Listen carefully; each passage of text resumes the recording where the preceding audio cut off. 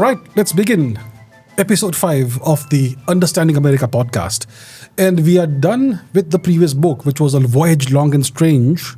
And we are starting this book today, 1491 by Charles C. Mann.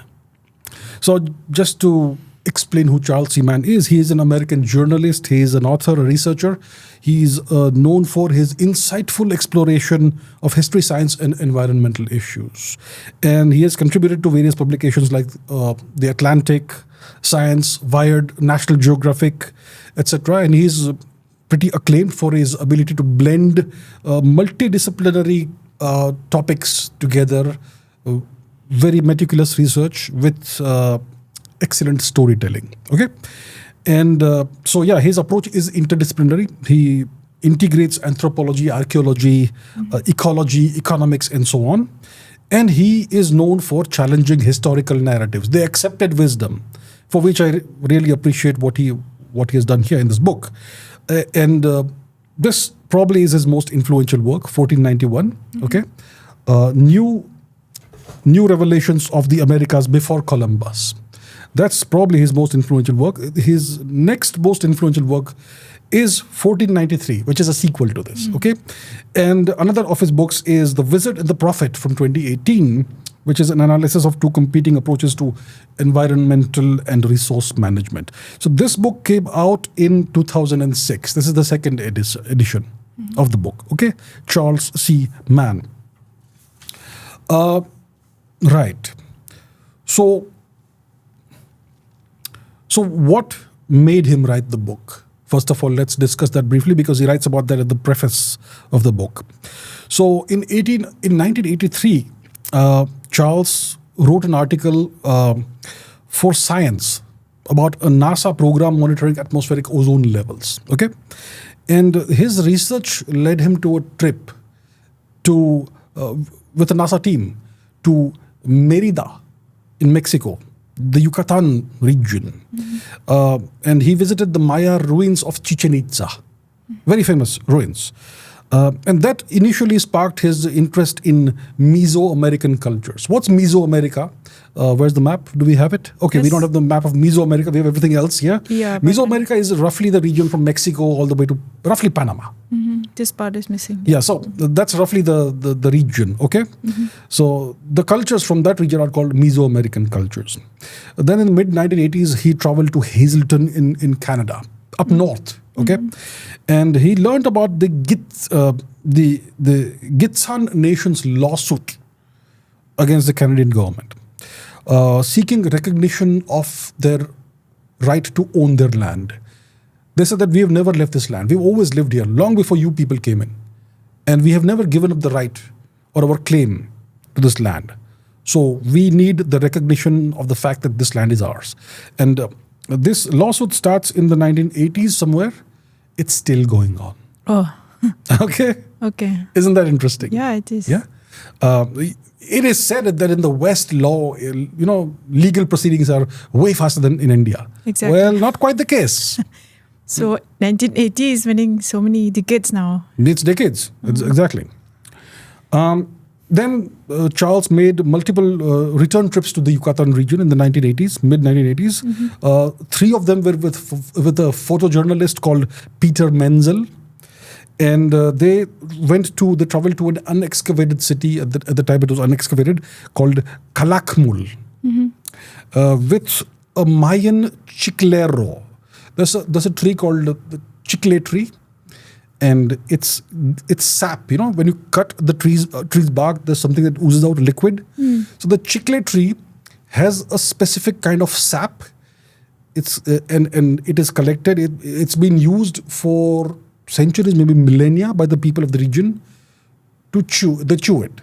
Okay. Chiclero, chiclets. Oh. It's the origin of chewing gum. Oh. So even today you have people called chicleros I didn't know. who harvest the sap of this tree. Okay. So that is the origin.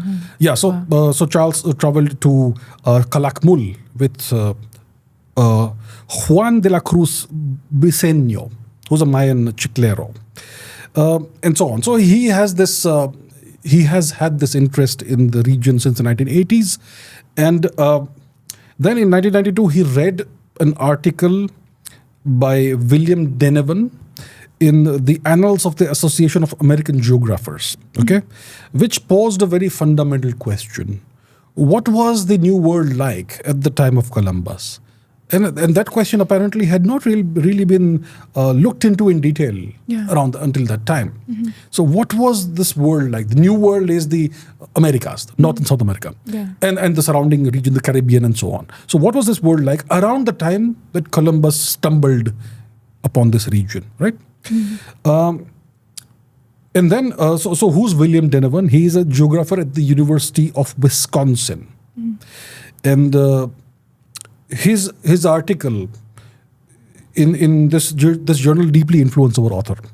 And so Denevan's work focuses on understanding the New World at the time of Columbus, including its population and its landscape. And William Denevan coined the term the pristine myth. And we will discuss what that is. What is this pristine myth? Okay. And then Charles C. Mann attended a panel discussion a couple of years later, after 92, at the American Association for the Advancement of Science, where another scholar called William Ballet presented on anthropogenic forests. Anthropogenic forests, which are forests in the Amazon region. And he spoke about the revised estimates of the pre-Colombian populations and so on. So this further brought out this author's interest in this whole matter. And William Ballet is an anthropologist at Tulane. Okay. And his research focuses on anthropogenic forests in the Amazon. What does it mean, anthropogenic? That's what I was thinking about it, So anthropogenic forests are forests that are created and maintained by humans. Okay, not naturally. Not natural forests. It's like, imagine you have a small garden, vegetable garden or something. So you have decided what plants should exist in this garden and what kind of fertilizer to use and how much water and so on. And you have shaped this little environment. Yes. And you are actively maintaining the environment in the way that you want it to be maintained. So that's an anthropogenic garden. Now imagine anthropogenic forests. My God. So yeah. Okay. So the Amazon region, the forests that exist there, it's essentially one gigantic forest today. But these forests were shaped by indigenous populations for centuries, essentially. Okay? So William Ballet is the guy whose research focuses on this. And he has also suggested that pre-Colombian populations in the Americas were way larger than previously estimated. So these scholars like William Denevan and William Ballet have done have been doing this research for decades. And they have produced a picture of the Americas that is very different from the standard accepted wisdom, okay? Very different from what most Americans and Europeans think. And one of the key elements in this perspective, this new perspective, is the revision of what the Indian demography was like. Indian as in Native American. Yeah. We'll discuss this term Indian briefly. Today it is becoming more and more clear that researchers for centuries have been underestimating the number of people who lived in the Americas at the time that Columbus arrived there. So the populations were way more numerous than previously thought. Okay. And so on. So there's a lot of outdated information around. He writes that the stuff that I was taught in school, my son is being taught the same stuff. And it's clearly outdated. And he waited for a long time for somebody to write a book about this. The issue is that, every year something new comes up because very little research has been done about all this. So every year something new comes up. So it's almost impossible to write a comprehensive book that has all the information available at any given point in time. So what he has done is that he has brought out this new perspective, and he has decided to write the book. He wrote the book, the second edition in 2006. Okay, and there are three main areas that this book focuses on about these new findings. First of all, is the Indian demography. Okay, so the fact that the indigenous population in the Americas was significantly larger than previously estimated at the time of Columbus.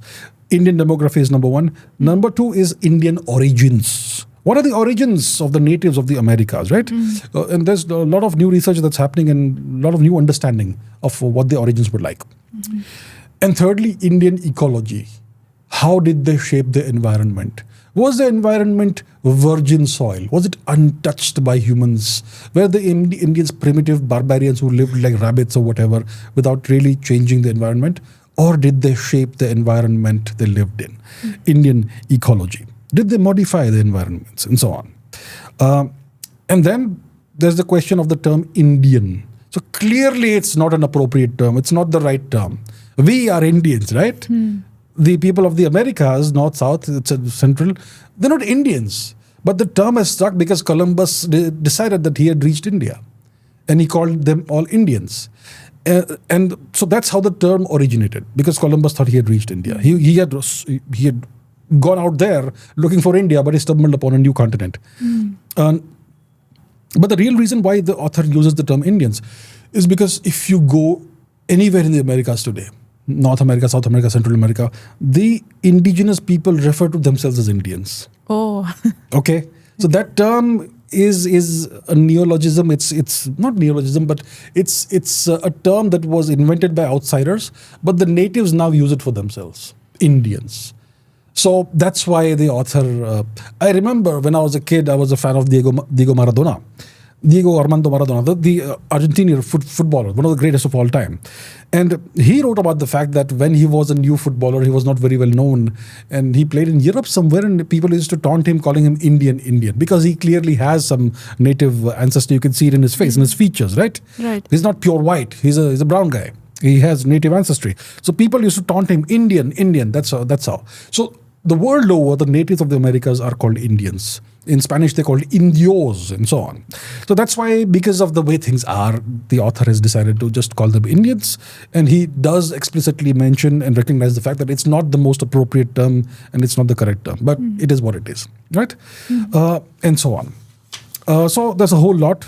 So we better get into the book itself. I'm just talking about the preface of the book. So now, let's talk about... So I'm going to not cover the whole book today. Okay. It is not possible to cover this entire book in one setting. Exactly. In one episode. To really do justice to the book, I should do one podcast episode per chapter. I know. Okay, that's how detailed the book is. That's how much information is there in each chapter. But what I'm going to do is that, look, I mentioned that this book has 3 areas of focus, right? Indian demography, Indian origins, and Indian ecology. I'm going to discuss Indian demography today. Okay. That's the first 4 chapters roughly. Okay. So this book also is going to be split into 3 episodes because there's no proper way. Exactly. You can't do justice to it without splitting it up in this manner. I mean, if I just skip through the whole book, I really can't touch any of the matters, any of these issues in detail. Yeah. Okay. So that is the deal with this. So let's talk about chapter 1, which is called Homberg's Mistake. Homberg, not Homesburg, Homberg's Mistake. Holmberg. Okay. So the book, this chapter starts with the author on an aircraft. He's flying over Bolivia. Can you see where Bolivia is? Yeah, I'll put that on the screen for the viewers. Yeah. Okay. So he's flying over a part of Bolivia called the Beni region, the Beni province or whatever. Okay. And it's in the northern eastern part of Bolivia, along the border with Brazil, essentially. Exactly. Okay. And when you fly over that region and you look out the plane, I don't know why people like to sit in the aisle seat or middle seats. I like the window seat. Okay. So if you are sitting in the window seat, you're looking out of the airplane, flying over the Beni region, you see an incredible landscape. What you see is that there's a landscape that is marked by forest islands and raised causeways. And it kind of looks natural, but those shapes don't occur in nature. Straight lines don't occur in nature. Nearly perfect circles don't occur in nature. And a whole region covered with these things it's not a natural landscape, but it's clearly ancient. So you have roughly circular forests, forest islands, and connecting the forest islands, there are causeways, and these are called earthworks. And these earthworks, they span a gigantic, vast area. A very large portion of the Beni province of Bolivia. And according to the archaeologist Clark Erickson of the University of Pennsylvania, Leif Erickson. Okay. Yeah. So according to this, to Clark Erickson, these earthworks were constructed more than 1,000 years ago by a large and technologically advanced society. Okay. And the anthropologist William Ballet that I spoke about briefly some time ago, he also agrees with this view that this landscape, these earthworks were created about more than 1,000 years ago by a large and technologically advanced and sophisticated society that lived there at the time. So, traditionally what you're taught in school in the Americas is that pre-Columbian America was sparsely populated. Number one. And number two, there was little to no human impact on the environment. So essentially the Indians, before Columbus, there were very few of them. Most of the land was empty, very sparse human presence. So sparsely populated. And these Indians who existed on these lands, they had no real impact on the environment. They did not shape the environment. They just existed. Okay, that's what's taught. That's what has historically been taught in the education system. So Erickson and Ballet, these two scholars that I mentioned, they are part of a group of scholars who argue that indigenous populations were much larger. And they were present for a much longer time. And they had a significant impact on the landscape and the environment before 1492. Much larger populations. They existed for a long time. And they modified their environment. They shaped their environment. They were not passive recipients of whatever the gods gave them or fate gave them. Okay? And when you go against the established wisdom, the established norms like this, it's going to cause controversy. So this new scholarship is obviously controversial. And older generation researchers, they disagree with this. Okay? They say that these theories are unfounded and politically motivated. Okay, there's always going to be politics when you try to go against the current, swim against the tide. So there are critics like a lady called Betty J. Meggers, who is an archaeologist at the Smithsonian Institution, one of the biggest institutions in the world, right? Older generation of researchers. She says there's no evidence for large populations in the Beni region. Okay, so that's what she says. Then there's another gentleman called Dean R. Snow, who is an anthropologist at the Pennsylvania State University.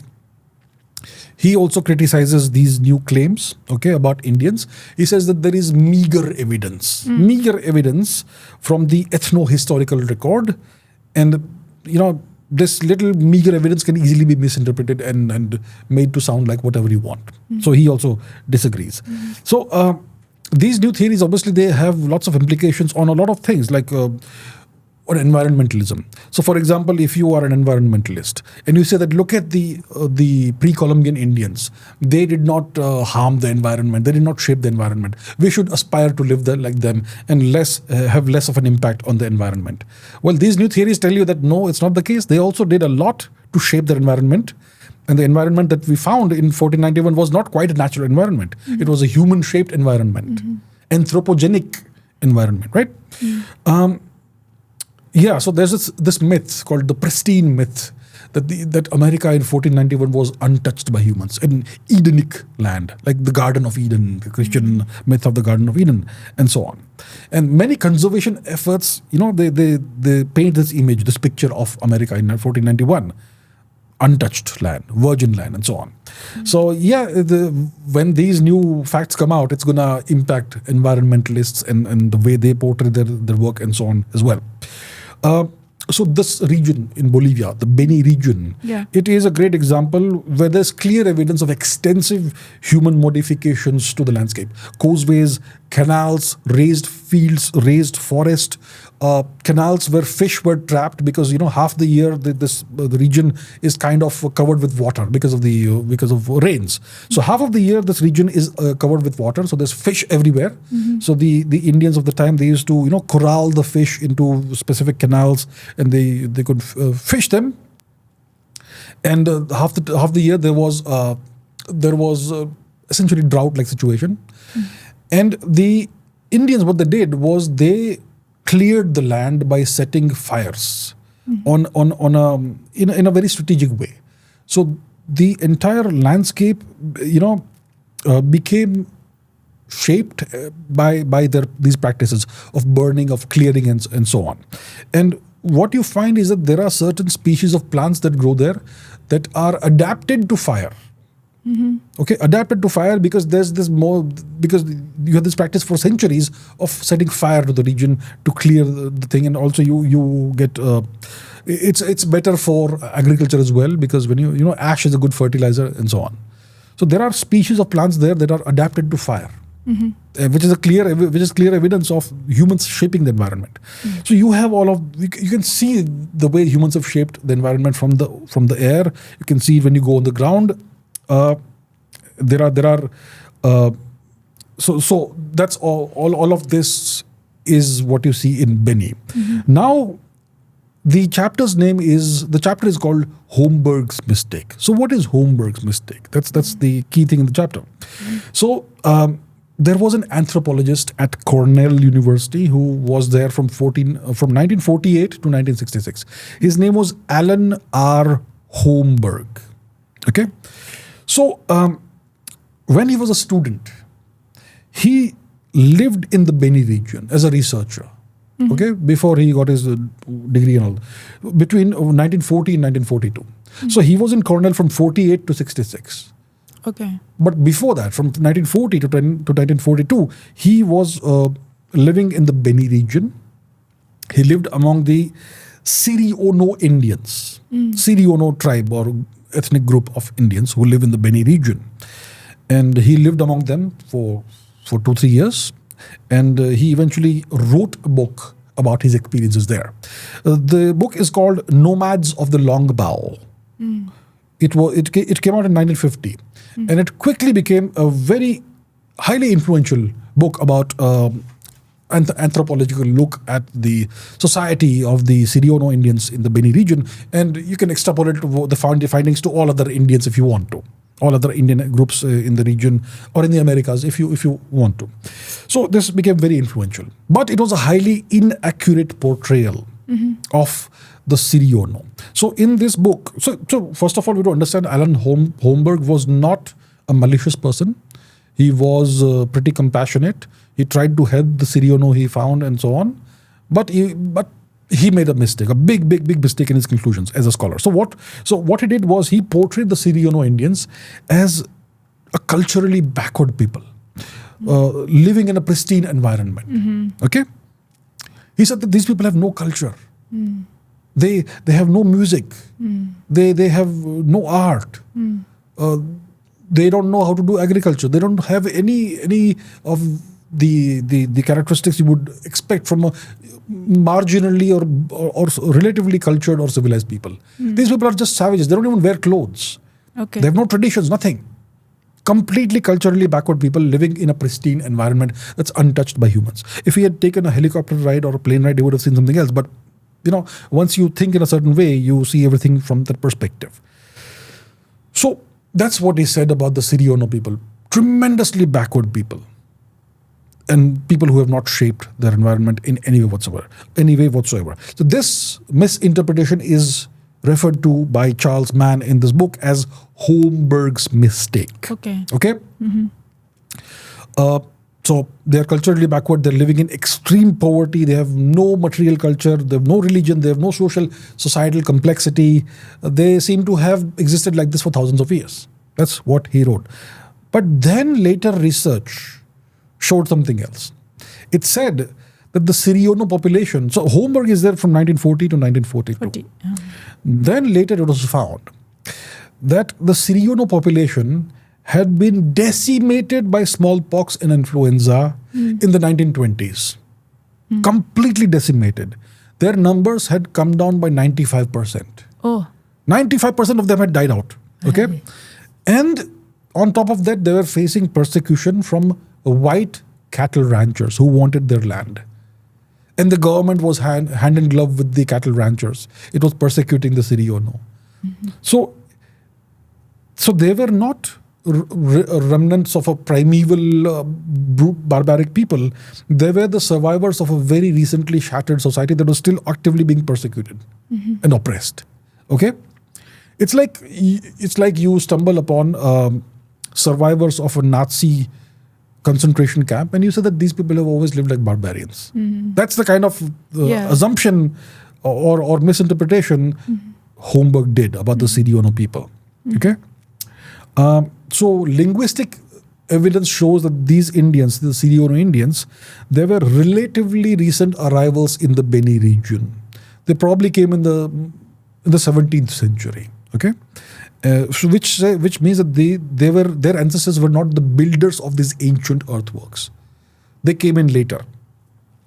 Now William Denevan, who we referred to, his research in the 1960s provided aerial evidence that there is extensive human-made earthworks in the region, all of that. He called it a completely humanized landscape.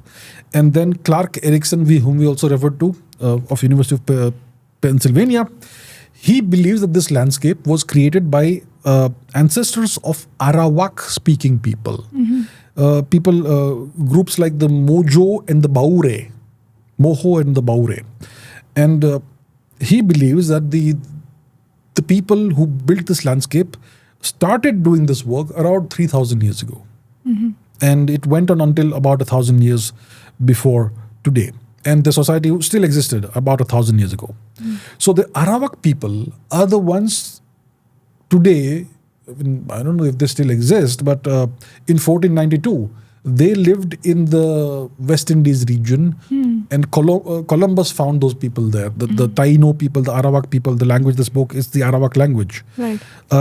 So yeah, it was a society of Arawak speaking, or the ancestors of Arawak speaking people who built probably these earthworks, according to Clark Erikson, 3,000 years to 1,000 years before today.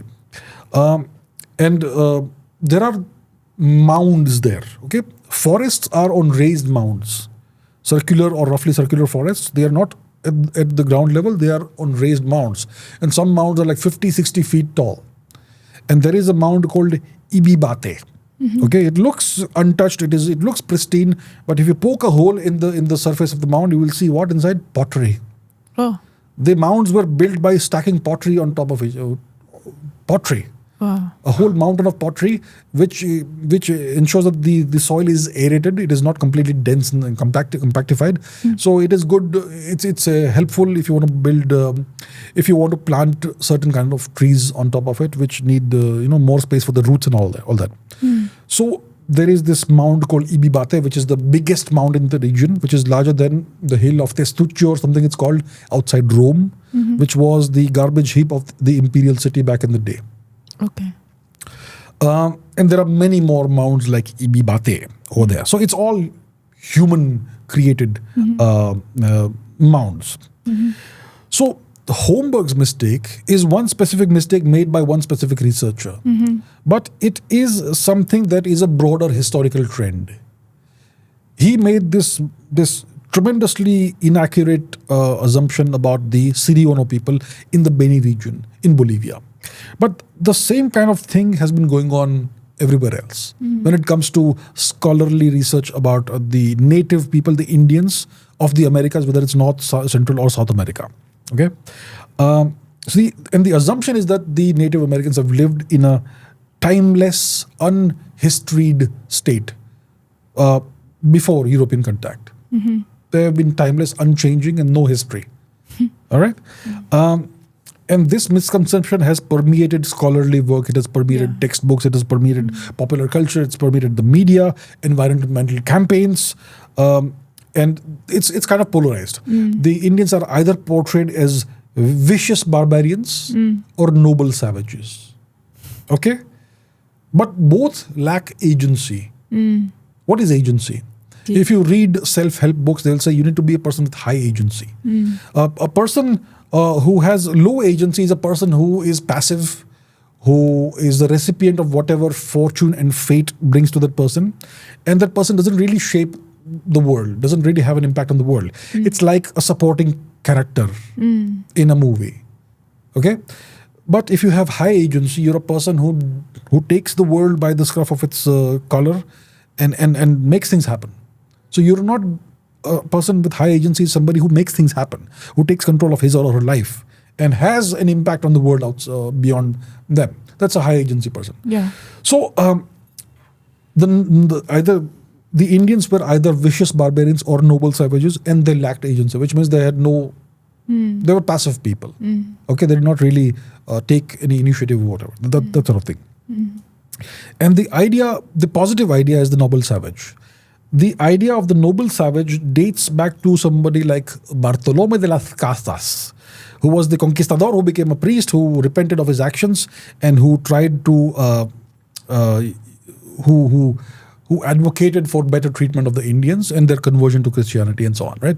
Bartolomé de las Casas. So he said that these people are innocent and they were living in a terrestrial paradise, a Garden of Eden, which they had never changed for thousands of years.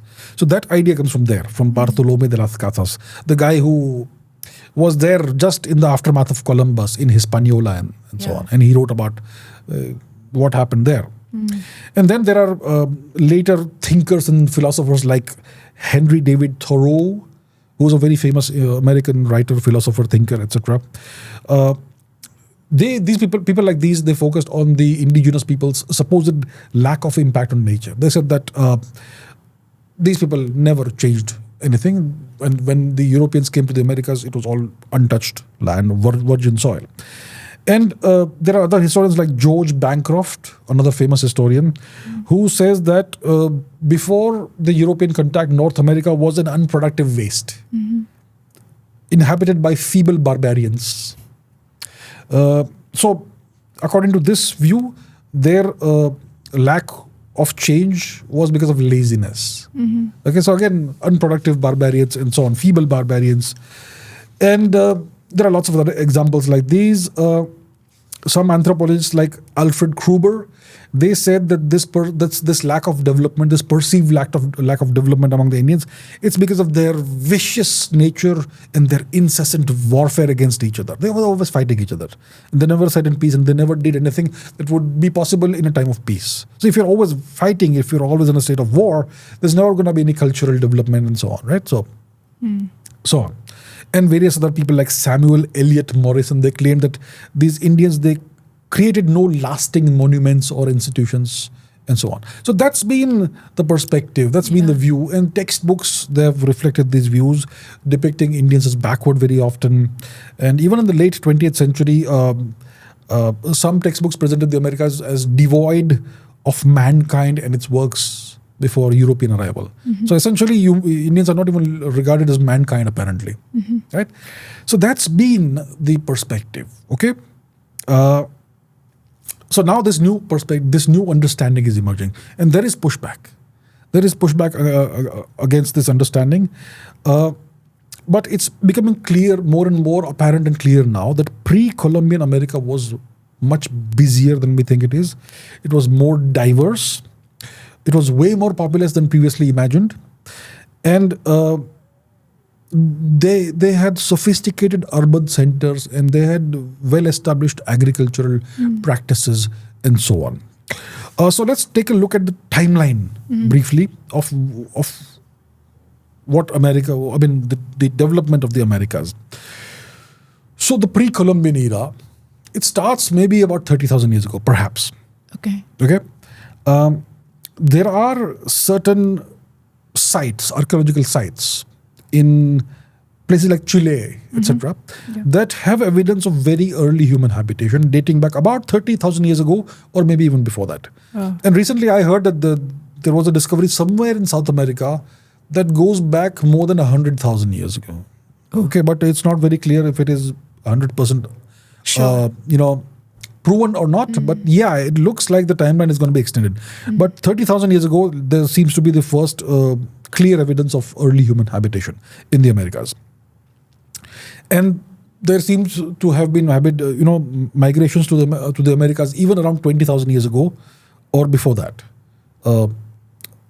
before the opening of the so-called ice-free corridor, which we will discuss.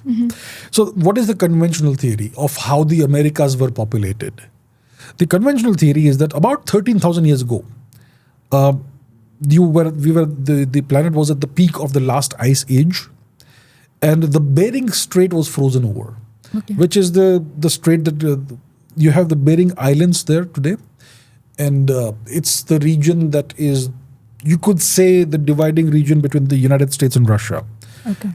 There are two islands there called the Diomede Islands. Big Diomede, little Diomede, and Big Diomede. Yeah. So 13,000 years ago, this whole region was frozen over. So people could just walk from Asia into the Americas, into Alaska. Just walk over the frozen passage. 13,000 years ago. So that's the conventional theory, that the first migration of what they call ancient Indians or Paleo-Indians happened about 13,000 years ago across the Bering Strait through this, and then from Alaska, from between Alaska and Canada or somewhere, there was, for a brief period of time, for a few centuries, an ice-free corridor that opened up, which allowed these people to just walk in towards the southern parts of North America, and from there eventually they went all the way down to Chile. Wow. Okay, so that's the conventional theory. And that kind of, there is this place in Mexico, New Mexico, called Clovis, where they have found the oldest evidence of habitation in the Americas, which dates back about 13,000 years. So that kind of fits in with this theory. Exactly. Okay, but that's the conventional theory, which is now becoming more and more clear. It's not quite correct. Now, about 11,000 years ago, there was the beginning, apparently, of the Neolithic revolution in the Middle East. As per this book, as per Charles Mann, this was the invention of farming. So as per this book, farming was invented in the Fertile Crescent in West Asia about 11,000 years ago, which is not entirely, okay, it was invented there, sure. But in the subcontinent, we have evidence of farming that dates back 18,000 years or more. So, well, that was the original Neolithic revolution in the Indian subcontinent. But as per the book, the first farming happened in the West Asia region about 11,000 years ago. Now, there, according to this book, if we ignore the evidence of farming in India 18,000 years before today, there was a second independent Neolithic revolution that happened 10,000 years ago. Which happened in Mesoamerica, in the Mexico region. So you have one Neolithic revolution in the West Asia region. You have an older one in India, subcontinent. And about 10,000 years ago, there was an independent Neolithic revolution in the Mexico region, in the Mesoamerica region, where farming was developed independently of anywhere else in the world. Okay, agriculture, proper agriculture.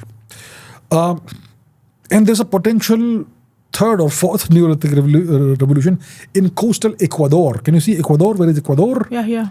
Yeah, that is Ecuador. We'll put that on the map, on the screen.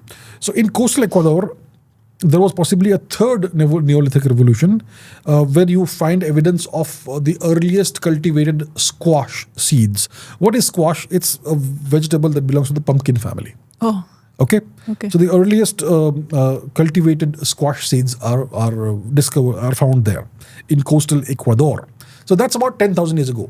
So the Americas had their own independent Neolithic revolutions. They discovered agriculture and farming, or developed it independently of anywhere else in the world.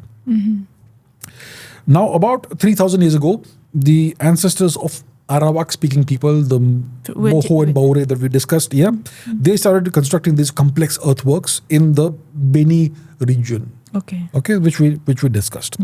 Then about 1800 BC, around 1800 BC, there was the emergence of a civilization in Mesoamerica called the Olmec civilization.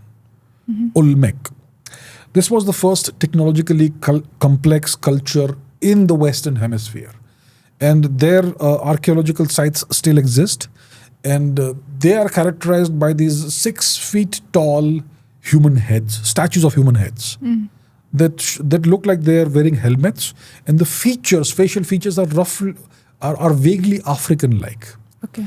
So it looks like there's no evidence that there was African contact or something, but it looks, the facial features look African. Olmec heads, gigantic Olmec heads, which weigh I don't know how many tons. Okay. So that's Olmec culture, which was the first proper sophisticated civilization in the Western Hemisphere. Then about 800 BC, a village called Tivanaku begins to develop around Lake Titicaca. Where is it? It's in South America. It's in Western South America. Let me show you where it is. Titicaca. Lake Titicaca is in the southern region of Peru. Okay. Can you see it? Lake Yeah. Titicaca, Yes. south of Cuzco. Okay. So over there's the beginning of the development of a village called Tivanaku, around 800 BC. And Tivanaku will become important later. Okay. Okay. Now around 600 BC, there is the first whisper, according to the book, of the concept of zero in the Babylonian region, in the Middle East. So according to him, zero was invented probably in the Middle East region. Okay. Which is okay, that's the Western perspective. We don't have to Yeah. discuss that right now. Now, sometime before 2000 years before today, you find monuments in the Mesoamerica region that are inscribed with dates. Dates based on a calendrical system which implies the existence of zero. Okay. So in Mesoamerica, they seem to have discovered zero independently of everybody else. Okay, and in 357 AD, there is a Mayan carving that explicitly records the number zero in their script. So yeah, there's mathematics, there's calendars, and so on. Then between the 8th and 11th centuries AD, you have the height of the Tivanaku and Wari states or empires in the Andes region. The Andes mountain range stretches all the way from the northernmost part of South America all the way to the tip, Yeah. all the way to Punta Arenas in the Tierra del Fuego in Chile. Yeah. Gigantic, very, very major mountain range. So yeah, you had these two states called the Tivanaku and Wari states in the Andes. Tivanaku became a large urban center, major urban center, and Wari became a large militaristic state. Okay. Right? That's between the 8th and 11th centuries AD. Now, 9th century AD, there's the decline and abandonment of many major Maya civilization cities in Mexico, so the southern Yucatan region. So there's a decline of the Mayan civilization probably because of drought. Okay. Okay, that's what happens in the 9th century AD. In 987 AD, there is the ousting of the Toltec king Quetzalcoatl. Okay, I know it's a very strange sounding it's difficult. thing. So Quetzalcoatl, he is ousted from. He is defeated and he flees to the Yucatan Peninsula in Mexico, and he potentially conquers the city of Chichen Itza, which is a Mayan city. Okay. Yucatan is where the asteroid struck 66 million years ago. Okay, there's a town in the Yucatan Peninsula called Chicxulub, where the asteroid struck 66 million years ago and killed off the non-avian dinosaurs. The avian dinosaurs are still around. So that's Yucatan. So in 1000 AD, there's the Beni culture, the Beni society in Bolivia. It reached its height. They had a large, populous, technologically advanced culture inhabiting a large region, that entirely anthropogenic and human-constructed landscape. They inhabited that. Around this time, there's a place called Cahokia in North America. Construction begins there. Okay, and at this time, the Amazon region is densely inhabited with interconnected regions, the vast network of interconnected villages and towns and cities. And all these people, they practice agroforestry. Okay. So not agriculture, but agroforestry. They cultivate forests, right? Yeah. And so on. So you have significant population centers in the Amazon region, like the Marajo chiefdom and Santarem, which is an agglomeration of various towns and cities and so on. So that's around 1000 AD. It's the height of culture, civilization, development, all of that in southern America. Okay. Then after 1000 AD, shortly after 1000 AD, there's the decline of Tivanaku and Wari in the Andes region. These states begin to decline and fragment probably because of massive droughts. So there is this phenomenon called the El Nino, which happens once in a few years, which causes drought. And sometimes you have mega niños, which is like massive, prolonged drought-like conditions. So probably something like that happened, which is what contributed to the decline of Tivanaku and Vari in the Andes mountain region. Now, in the early 16th century, there's a group called, there are these Arawak speaking groups, Tupi Guarani speaking groups of people, including possibly the ancestors of the Siriono people who live in Beni. Yeah. They attack the Inca Empire. When we're going to discuss the Inca Empire also, it's very important. And around the 17th century, the Siriono people arrive in the Beni region.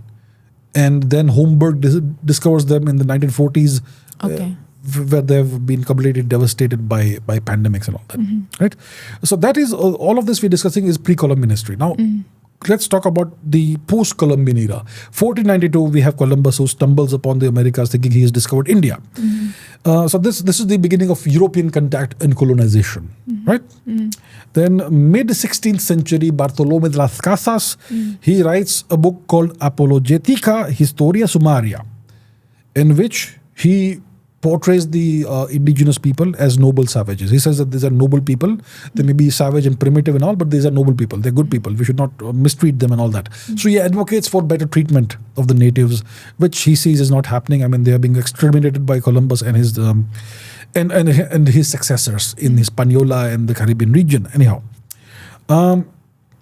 in 1834, an American historian called George Bancroft, which I mentioned, he portrays pre-Columbian North America as an unproductive waste inhabited by feeble barbarians. They're barbarians, but they're feeble because they lost to the Europeans, right? Obviously. In the 1920s, smallpox influenza decimates the Siriono population, reduces their numbers by 95%. My God, imagine that. It's like almost gone, actually. Yeah, almost gone. Yeah. I mean, out of 100, only 5 survive. I mean, that's disaster of it by any standards. Exactly. In 1934, there's an anthropologist called Alfred Kruber, who theorizes that warfare prevented cultural development among North American Indians. So they were always at war. They're just savages, barbarians, always fighting each other, always trying to scalp each other, always trying to raid each other's settlements, never at peace. So obviously you can never have any cultural development and so on. So they're always fighting, savages, right? That sort of thing. From 1940 to 1942, we have Homberg doing his research and coming to a ridiculously wrong conclusion. And in 1950, he publishes a book called Nomads of the Longbow, which portrays the Siriono as culturally backward, and it becomes tremendously influential and contributes to the prevailing image of South American Indians and probably also the North American Indians, right? Yeah. In the 1960s, geographer George Denevan flies above the Beni region and completely shatters his worldview, and he observes these extensive earthworks. And he recognizes this as evidence of a large, sophisticated, technologically advanced pre-Columbian society. And so that's what happens. And so much more. In 1964, an archaeologist called C. Vance Haynes, he refines this theory of the Bering Strait transmission, traveling of humans. Bering Strait land bridge theory, and he says that there was an ice-free corridor that happened for a few centuries between Alaska and the rest of North America, which is what allowed the Paleo Indians to travel down south. And in 1964, the Wilderness Act in the US, it enshrined the concept of a pre-Columbian America which was untouched by man. The Wilderness Act, okay? And so on. There are lots of such things. In the 1970s and 1980s, the Beni region became a center of cocaine trade. Okay, cocaine trade, which turned the Beni region into a backwater of a backwater. See, Bolivia is already a rather backward country, sadly, so to say. Okay, supposedly backward country because it is poor and it's supposed to be a third world country, not much development and so on. So Bolivia is a backwater and Beni is a backwater in Bolivia. Oh. So Beni becomes the backwater of a backwater because of the cocaine trade and the lack of government oversight and so on. So in the 1980s and 1990s, excavations were conducted at Tivanaku in the Andes, which revealed its scale and sophistication. And many other archaeological sites started being excavated in South America, in the Amazon region, Calakmul, which is a Mayan site in Mesoamerica, and so on. In 1994, researchers, epigraphers, they were able to decipher the Mayan hieroglyphic writing system. Oh. And therefore, they were able to discover that the actual name of Calakmul was Khan. Oh. Khan, K-A-A-N, Khan. And then in 1997, the traditional theory of a single migration from the Bering Strait around 30,000 years ago, it was challenged by new evidence from a site in southern Chile, which also is about 13,000 or so years old. So if you have humans just entering North America 13,000 years ago, how come you have human settlement in southern Chile all the way down south in South America 13,000 years ago? So clearly it challenges this existing theory, right?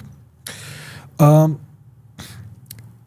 then in 2002, 2003, the Finnish and Brazilian researchers, they discovered dozens of geometric earthworks in the Brazilian state of Acre during a forest clearing, which is on the other side of the border from Beni, essentially, which is close to Beni. So there are lots of geometric earthworks there also. So now what you're seeing is that with the advent of technology like LIDAR, etc., you can just peer through the forest as if the forest doesn't exist from the air. And they are discovering gigantic networks of cities and towns and settlements all across the Amazon region. Wow. So the forest is something that took over after the human settlements disappeared, after the populations were wiped out. And we'll discuss why they were wiped out. So the Amazon forest was actually a region where you had huge populations. And the forest did not really exist. It was all anthropogenic forest. Yeah, it was without the humans, how could you do such a massive forest? No, the forests have taken over because humans disappeared. Yeah, I know. Okay, they were earlier cultivated forests. Kept in, the forest wasn't everywhere. You had towns and settlements, a vast, gigantic network of towns and settlements and villages all across the Amazon region. The forest wasn't there. It was a green region, but it was like, in every house's backyard you have a garden. So like in every town you had its own forest. That sort of thing was there. And the forests were well maintained. But after the populations were decimated, then all the new forests. The forests just took over the whole region. And today it's just a huge forest. But it's obviously important for the environment. So there are two things. One was the humans, the large population, they could do their own forests, right? They had their own plantation and all that. Also you need more people to do that, to get done the work. That is one thing. Then when the human population wiped out, then suddenly those natural forests came up. So there are two, reasons. Forests are, it's something that springs up very fast. Exactly, In just 20, 30 years, a whole settlement may be engulfed by a forest. No, That's how fast it grows. Right. So all of this is there. It's going on. It's very important. There are all these new developments that we find. So the traditional theory is the Bering Strait theory, which no longer really applies because there's evidence that goes against that. And there's another theory called Clovis first. What's that? It's the same thing essentially with a different name. That that the first inhabitants of the Americas crossed the Bering Strait 13,000 years ago via an ice-free corridor and so on. But so the new archaeological discoveries are suggesting earlier arrival times. Maybe 20,000 years before today, maybe even 30,000 years before today. Okay? And there are theories involving multiple ways of migration, including coastal migration routes by boat. So for example, the first group of humans reaches the Americas somewhere in the Alaska region, and then instead of crossing all the way by land, maybe they cross by boat, and they very rapidly go to South America. That's also a possibility, right? There is that.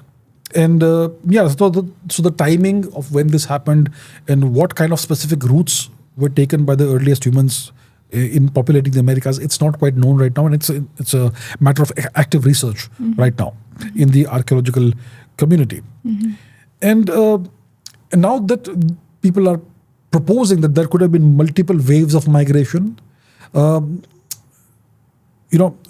that is causing debates and some kind of tension, because that way you can even portray the Indians who live in the Americas today as newcomers and interlopers who wiped out earlier civilizations. Oh. Okay? So, and that kind of can justify the European colonization of the Americas, that you people killed off the people who were there before you. Like Aryan invasion. It's the Aryan invasion theory all over again, isn't it? Okay. Yeah, so it's like two wrongs make a right. So because your ancestors supposedly wiped out earlier people, So now that's why it was perfectly fine for our ancestors to kill off your people as well. That sort of thing. I mean, that doesn't make any sense. It's like two wrongs make a right, but yeah. But there isn't really any evidence of multiple ways of migration thus far. But some people have proposed such theories without too much evidence to back them up. And that's causing concern among the native people, among the Indians, obviously, because, that scenario can be brought up, that your people killed off the earlier inhabitants. One of the major crops, no, not one of the major crops, the major crop, the major staple in the Americas is maize, corn. But in the Americas, maize is not what corn looks like in the rest of the world. The rest of the world, you see this nice golden yellow, shiny, uniform looking corn. In the Americas, you have tremendous varieties of corn in different colors. There's blue corn, there's red corn, there's purple corn, there's white corn. And there are corn plants in which you have one corn cob which has multiple colors of corn seeds on it. Yeah. And this plant, maize, it is a human engineered plant. Wow. So if you look at the ancestors of plants like wheat or rice, the ancestors of these plants, they look like wheat and rice. But the ancestor of corn is the closest relative is a plant called teosinte, which doesn't look like corn at all. It's got a very small fruit-like thing. It's even smaller than the baby corn that you find in restaurants. And it's got just a few of those little seeds, and they're very small and very hard and almost inedible. But somehow the natives of the Americas, they took this almost inedible, useless plant, and they engineered it into corn, which is the staple crop, without which you won't really have large populations anywhere. So it's a remarkable agricultural achievement in the Americas. And then you had, like I mentioned, Mesoamerican societies like the Olmec and the Maya, Mesoamerica, Mexico to Panama, roughly. These societies, they achieved significant intellectual feats, like they developed their own writing systems. Okay, the Mayan writing system is deciphered now. Olmec, I'm not really sure. They had advanced calendars, pretty accurate calendars, probably calendars that are more accurate than the Western calendar today. Okay, they invented zero on their own without any external contact with others. So they were pretty sophisticated, pretty advanced, completely independent of any Eurasian influence. And so on. So that is our chapter 1, Homberg's mistake. It kind of corrects this assumption and this view that people have had for the longest time, that the Americas were almost empty, almost devoid of human populations, and whatever Indians lived there were completely primitive, barbaric, and they never changed their environment. Complete misrepresentation of what things were really like. So it doesn't mean that the people who came up with these theories were necessarily malicious. Some of them were. Some of them were racist. Some of them were white supremacists or whatever. Some of them had this sense that we are a superior race and these people, because they lost to us, they are inferior, they are a conquered, subjugated race, and they must have had inferior characteristics to us. But overall, this view has prevailed, and it still prevails to a very large extent. Even today, if you go on social media, you'll find lots of people in from the Americas, saying that the Indians were incurably vicious. They used to fight each other all the time. They were primitive, and it was the right thing to subjugate them and to civilize them, and so on. So this view, I think, it still prevails to a very large extent. And it's not something that is in line, that is brought out by the evidence that we have today. And more evidence is coming out that goes to the contrary of this view. So that's chapter 1, Homberg's mistake.